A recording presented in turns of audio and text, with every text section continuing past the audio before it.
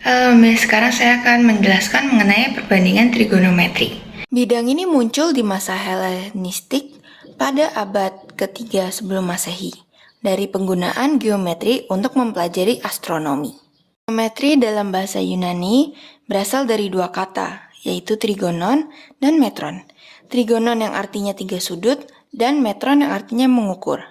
Jadi, trigonometri adalah sebuah cabang matematika yang mempelajari hubungan yang meliputi panjang dan sudut dalam segitiga. Di dalam ilmu trigonometri ini, kita akan menemukan tiga istilah, yaitu ada sinus, atau yang biasa ditulis sebagai sin alfa. Nah, alfa di sini merupakan salah satu sudut dari segitiga yang kita ambil.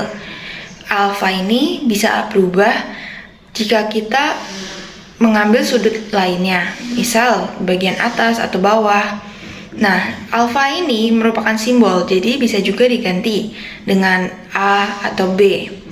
Kemudian ada yang kedua yaitu kosinus, yang biasanya kita tulis sebagai cos alfa. Dan yang terakhir adalah tangen, yang biasa ditulis sebagai tan alfa.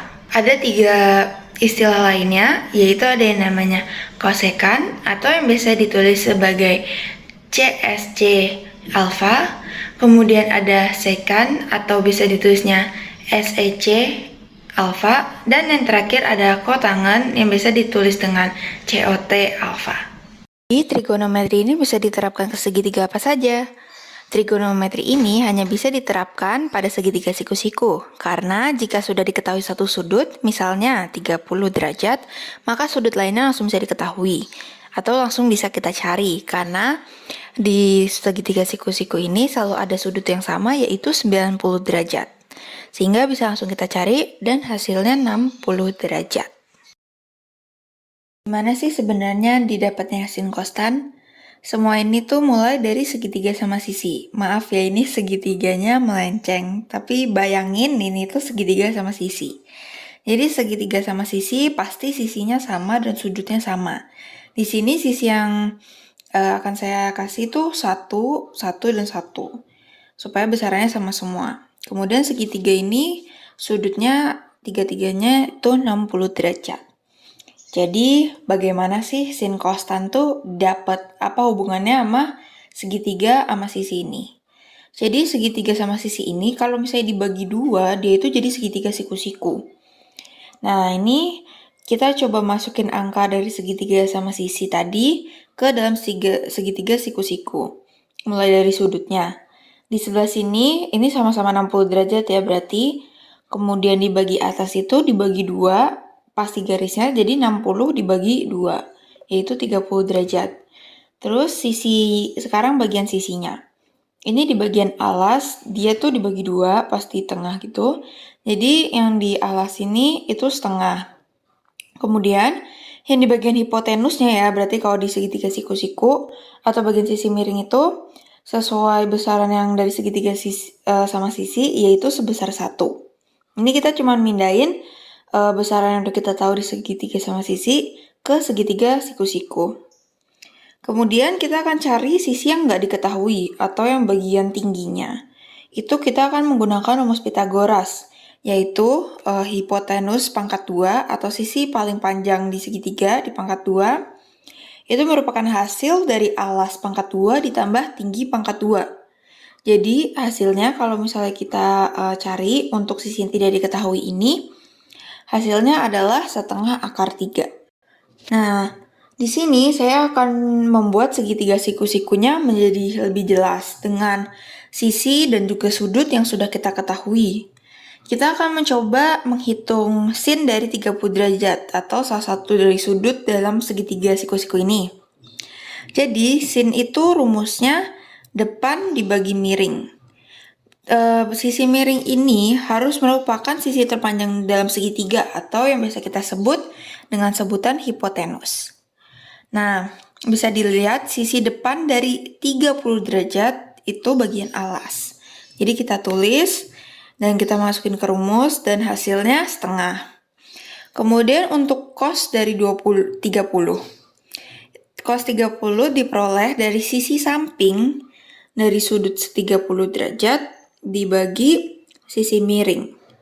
Jadi hasilnya setengah akar 3. Untuk sisi samping di sini, itu merupakan kalau misalnya di sebelah itu yang paling panjang sisi miring, berarti sampingnya itu merupakan sisi samping. Untuk tan, rumusnya yaitu sisi depan dibagi sisi samping. Hasilnya 1/3 akar 3. Mari kita mengenal sudut istimewa trigonometri, yaitu ada sudut 0 derajat, 30 derajat, 45 derajat, 60 derajat, dan 90 derajat. Berikut adalah tabel dari sin kostan untuk setiap sudut istimewa. Tabel ini kita bisa menghafal sin kostan dari sudut-sudut istimewa dengan mudah, karena kita bisa melihat sebuah pola, yaitu yang 0, sinnya adalah 0, kemudian setengah, setengah akar 2, setengah akar 3, dan 1. Ini sebenarnya kalau misalnya kita lihat itu sebenarnya setengah akar 1, setengah akar 2, setengah akar 3, dan setengah akar 4. Kebalikan dengan cos. Jadi cos itu kebalikan dari sin. Jadi yang pertama itu 1, terus setengah akar 3, setengah akar 2, setengah akar 1, dan yang terakhir 0. Nah, kalau misalnya tan, dia ini yang bisa dibilang kayak beda sendiri. Walaupun urutannya juga mirip-mirip. Yaitu 0, 1/3 akar 3, 1, 1/3, dan tidak terhitung. Di sini saya akan menjelaskan mengenai rumus berubah dan rumus tetap. Pertama-tama saya akan menggunakan garis X dan Y yang dibatasi oleh 0 atau 360 derajat, 90 derajat, 180 derajat, dan 270 derajat. Dengan adanya perbatasan-perbatasan itu, terciptalah yang namanya kuadran atau space yang dihasilkan dari perbatasan tersebut. Ada kuadran 1, kuadran 2, kuadran 3, dan kuadran 4. Sekarang saya akan menggambarkan sebuah segitiga siku-siku di setiap kuadrannya. Ada tulisan kecil yang saya buat di setiap segitiganya yang terdiri atas sisi depan, miring, dan samping untuk menentukan nilai minus atau plus sesuai kuadrannya. Dari situ saya bisa memasukkannya ke dalam rumus sin kostan dan bisa disimpulkan bahwa di kuadran 1, sin, cos, dan tan atau all bernilai plus. Di kuadran 2 hanya sin alfa yang positif, di kuadran 3 hanya tan alfa yang positif, dan di kuadran 4 hanya cos alfa yang positif. Dari sini muncul yang namanya rumus tetap. Rumus tetap ini terjadi di sumbu X, yaitu 0 atau 360 derajat dan 180 derajat. Di mana pada kuadran 1, langsung ditentukan sin kostannya sesuai dengan nilai alfa. Untuk kuadran 2 menggunakan rumus 180 min alfa. Di kuadran 3 menggunakan rumus 180 plus alfa. Dan di kuadran 4 menggunakan rumus 360 derajat min alfa. Kemudian ada rumus berubah pada sumbu Y, yaitu 90 derajat dan 270 derajat. Di mana pada kuadran 1 digunakan rumus 90 min alfa, di kuadran 2 menggunakan rumus 90 plus alfa, di kuadran 3 menggunakan rumus 270 min alfa, dan di kuadran 4 menggunakan rumus 270 plus alfa. Kita akan mencoba menggunakan rumus tetap pada sin 300 derajat. Jadi dia berada di kuadran 4, berarti sama dengan sin dalam kurung 306 derajat min alfa. Nah, alfa di sini itu kita harus cari. Jadi sin 300 derajat itu 360 dikurang berapa? Kan dikurang 60 derajat. Jadi sin 300 derajat itu sama dengan sin 60 derajat. Atau hasilnya sama dengan setengah akar 3. Kemudian kita akan masuk atau mencoba rumus berubah, di mana sin 300 derajat yang berada di kuadran 4 akan menggunakan rumus 270 derajat plus alfa. Nah, bedanya rumus tetap dan berubah di sini kita bisa lihat bahwa kalau misalnya dia sin di kuadran 4 ini menggunakan rumus berubah, berarti penghitungan selanjutnya sin akan menjadi cos. Jadi, hasilnya adalah cos 30 derajat, yaitu setengah akar 3. Mari kita coba di soal lain. Misal, tan 135 derajat. Dia ada di kuadran 2. Berarti kita akan menggunakan 180 derajat min alfa. Jadi, tan 45 derajat itu 1. Kemudian kita ke rumus berubah. Karena dia ada di kuadran 2, dia menggunakan rumus 90 derajat plus alfa.